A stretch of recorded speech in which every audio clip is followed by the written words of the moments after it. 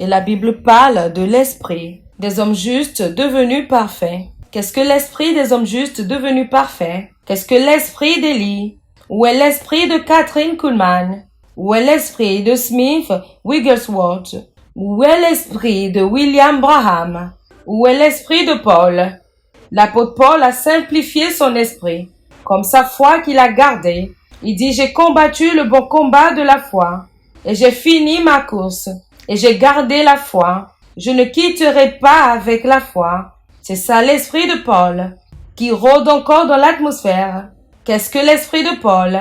La passion, le feu, la fréquence qu'il provoque dans les règnes, les schémas et les structures qu'il a ouvertes, les dimensions dans lesquelles il est monté, les empreintes, les traces de pas qu'il a pris. Il y a des empreintes de ces traces de pas. Celui qui trouve la manière dont Paul a marché et le feu qu'il a commandé également de descendre sur la terre, la passion dans laquelle il a vécu et dans laquelle il a marché, ces atmosphères ne peuvent jamais quitter. Cela est appelé les manteaux. Lorsque Élie est parti, il a laissé son manteau. Cette chose qu'il a laissée, c'était la gloire. Et lorsqu'il a parlé, il a prié, le feu est descendu sur la terre. La passion était dans ce vêtement. Lorsque Élisée a pris le manteau de cet homme de Dieu, il est allé devant le Jourdain et il a dit, où est l'esprit de mon père? Où est le Dieu d'Élie? Il a frappé la rivière avec ce manteau et la rivière s'est divisée en deux et a frayé le chemin. Si vous trouvez les traces de pas de Paul, vous serez capable de trouver les endroits auxquels il s'est rendu, les dimensions dans lesquelles il est monté, le feu qu'il a contracté, les profondeurs qu'il a accédé, la pression dont il a souffert, les détresses par lesquelles il a pris, les persécutions qu'il a traversées, les épreuves, les hommes qui transportent les gloires authentiques de Dieu n'ont jamais été vus en train de demander des choses matérielles. Ils n'ont pas demandé les richesses matérielles. C'était des hommes qui sont morts à ce monde. Parce que vous ne pouvez pas être pris par la puissance du monde à venir ou de l'âge à venir si vous n'êtes pas mort à ce monde. Vous pouvez agir ou faire semblant d'avoir cela, mais dans le plus profond de votre cœur, vous n'avez pas ça. Parce que les résultats ne montrent pas cela. Et plutôt, nous nous humilions et prions, humilions-nous, prions jusqu'à ce que nous rencontrions la puissance de Dieu. Cela sera mieux. Au moins, certaines personnes dans les jours de Jésus avaient la capacité de prendre des villes, la passion, le feu, l'esprit d'Élie, les esprits des hommes qui ont été rendus parfaits peuvent être accommodés ou logés. Les œuvres d'Abraham sont toujours dans les règnes. Toutes ces choses sont capturées sur la terre. Il y a des moments où vous allez prier jusqu'à, et la personne que vous allez capturer dans les règnes, ce sera Abraham. Parce que vous êtes entré dans cet esprit qu'Abraham avait accédé lorsqu'il était sur la terre. Et soudainement, vous réalisez qu'Abraham est le gardien de cette dimension. Il y a un moment où vous pousserez dans l'esprit et vous percez, vous brisez dans l'esprit et soudainement vous réalisez qu'Enoch vous apparaît parce que Enoch a marché dans cette direction. Il est le gardien de cette connaissance. Écoutez, si vous voyez vraiment Enoch, il ne vous conduira pas de travers, à moins que vous voyez un faux Enoch.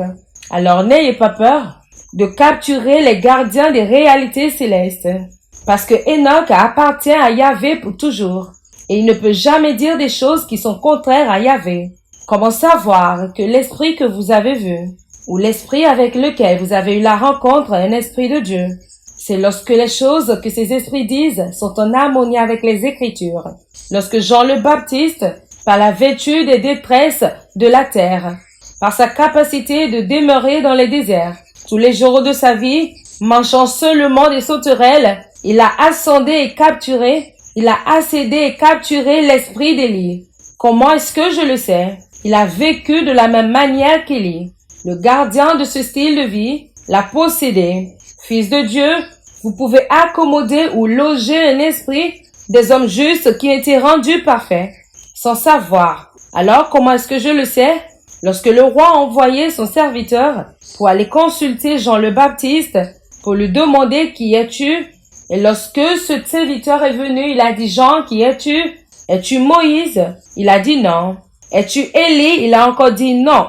Il ne savait pas que dans le règne de l'Esprit, il était Élie, mais il ne le savait pas. Il a renié être Élie, mais Jésus qui est la tête. Jésus avait absolument dans la connaissance que Jean-Baptiste a capturé l'esprit et a accommodé ou logé l'esprit d'Élie. Même celui qui l'a logé ne le savait pas. Même l'autre ne le savait pas. Vous pouvez même loger ces esprits que ces hommes justes qui ont été rendus parfaits avaient sans même le savoir. Matthieu chapitre 17, verset 12 au verset 13. Mais je vous dis qu'Élie est déjà venu, qu'ils ne l'ont pas reconnu et qu'ils l'ont traité comme ils l'ont voulu. De même, le Fils de l'homme souffrira de leur part. Verset 13. Les disciples comprirent alors qu'il leur parlait de Jean-Baptiste. Il a vu que Jean a dit qu'il n'était pas Élie.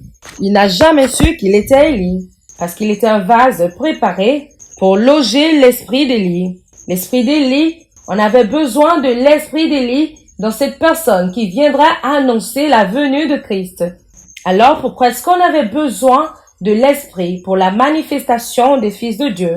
Si on avait besoin de l'esprit d'Élie, si Jean, le vase humain, est celui qui devait présider la venue de la naissance de Christ, s'il devait loger un Saint-Esprit des hommes justes qui ont été rendus parfaits pour être capables de réussir, d'introduire Jésus et préparer le chemin pour lui, la question serait quels sont les esprits dont nous avons besoin pour l'apparence finale de notre Seigneur Jésus-Christ.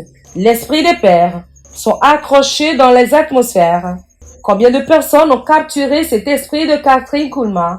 Cette femme a laissé quelque chose dans l'atmosphère qui a capturé ce vêtement de Billy Graham. Cet homme, lorsqu'il prêche, et tout le monde entier se prosterne. Les gouverneurs se prosternent, même les rois. Même les rois s'éclipsent. Qu'est-ce qui supportait Billy Graham? Jésus est le chemin, la vérité et la vie. Personne ne vient au Père sauf par lui. Il est le chemin. Si vous n'avez pas Jésus, vous allez directement en enfer. Et les gens répondaient, où est l'esprit, où est le feu? De Reinhard Bonnke, un homme qui est venu en Afrique et a tourné toute l'Afrique de haut en bas pour Jésus. Jésus est Seigneur. Venez à lui maintenant et vous serez sauvés. Il a prêché jusqu'à ce que son corps ait été brisé, jusqu'à ce qu'il a eu un problème de cœur à cause de la pression. Et il est mort. Il a donné sa vie. Un bon berger rend sa vie. Un bon berger meurt quotidiennement.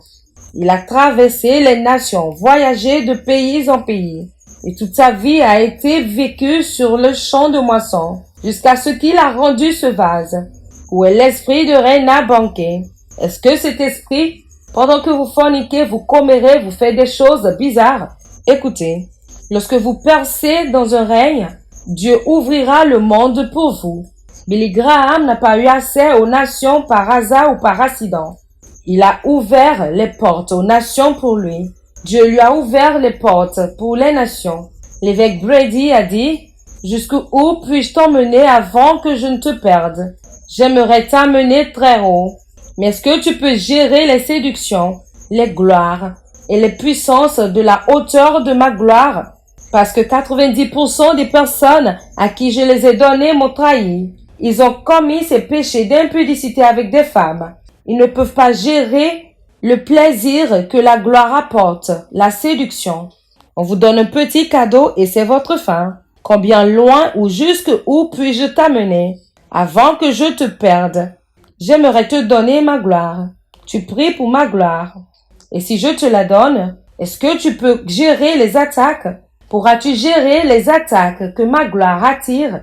Pourras-tu gérer les écrasements, les accusations, les envies sexuelles, le vide, la solitude, les brisements, les sacrifices que ma gloire apporte? Pourras-tu? Samson a été disgracé parce qu'il est tombé pour une femme appelée Delilah, un homme que j'ai rendu gardien de ma puissance pour délivrer mon peuple, un homme qu'ils ont ridiculisé. Ils lui ont arraché les yeux. Il a apporté la honte à Israël parce qu'il ne pouvait pas gérer ses envies sexuelles et la puissance qu'il transportait. Oui, j'aimerais te le donner. Oui, j'aimerais te donner ce pouvoir. Mais pourras-tu le gérer? L'orgueil que cela apporte? Pourras-tu toujours demeurer humble? Pourras-tu toujours pleurer dans ma présence? Ou bien tu veux venir comme celui qui est déjà arrivé, avec l'orgueil? Pendant que tu es brisé, est-ce que tu demeureras brisé? Demeureras-tu humble? Les deux esprits qui doivent être logés ou accommodés dans ces derniers jours sont l'esprit d'Enoch et d'Élie, et non Moïse. Ce que la Bible nous dit sur Enoch, c'est qu'il a marché avec Dieu. La nature de la marche d'Enoch avec Dieu, personne ne l'a eue à part Christ. Personne n'avait marché dans cette capacité. Enoch a marché avec Dieu. Alors, si vous pouvez loger ou accommoder l'esprit d'Enoch, vous serez en feu. Vous suivrez les pas de Yahvé. Vous avez trouvé alors les empreintes de Yahvé. Les voies dans lesquelles Yahvé a marché ou les voies selon lesquelles Yahvé a marché avant même la création du monde. C'est cela capturer certaines réalités qui sont au-delà des Écritures.